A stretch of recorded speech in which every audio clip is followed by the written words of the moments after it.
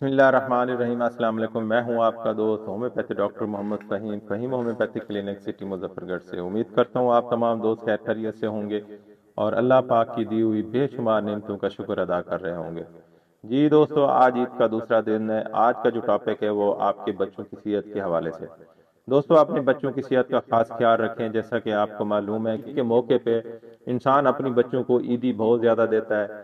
اکثر ہر گھر میں بچے ہیں، بڑے ہیں، سب کو عیدی ملتی ہے، لیکن خاص طور بچوں کی صحت کا خاص خیال رکھیں، کیونکہ جب ہم اپنے بچوں کو عیدی دیتے ہیں تو بچوں کے پاس ایکسٹرا پیسہ ہوتا ہے، تو گلی محلے میں بہت ساری شاپس ہوتی ہیں، دکانیں ہوتی ہیں، تو ہمارے بچے جاتے ہیں وہاں پہ ٹکیاں، ٹافیاں، پاپڑ اور چورن وغیرہ ہو گئے اور نمکو وغیرہ ہو گئے، یا ایسی ایسی خوراکیں، ایسی ایسی جو ہے نا چیزیں استعمال کرتے ہیں جس سے بچوں کی صحت ڈسٹرب ہوتی ہے۔ بچوں کے دانت خراب ہو جاتے ہیں، بچوں کی نشوونما نہیں ہوتی ہے، بچوں کی ہڈیاں کمزور ہو جاتی ہیں، اور بچوں کے پیٹ خراب ہوتے ہیں، یا لوز موشن لگ جاتے ہیں، یا بچوں کو قبض ہو جاتی ہے۔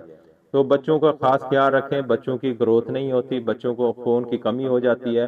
تو ایسی آپ جب اپنے بچوں کو ایکسٹرا پیسہ دیں گے تو وہ بچے جا کے اب محلے گلی میں جو شاپس ہیں وہاں پہ جا کے نا اپنے ایسی خوراکیں کھائیں گے، ایسی غذائیں کھائیں گے، تو اس سے ان کا پیٹ بھی خراب ہو سکتا ہے، ان کے دانت بھی خراب ہو سکتے ہیں، ان کے گلے بھی خراب ہو سکتے ہیں۔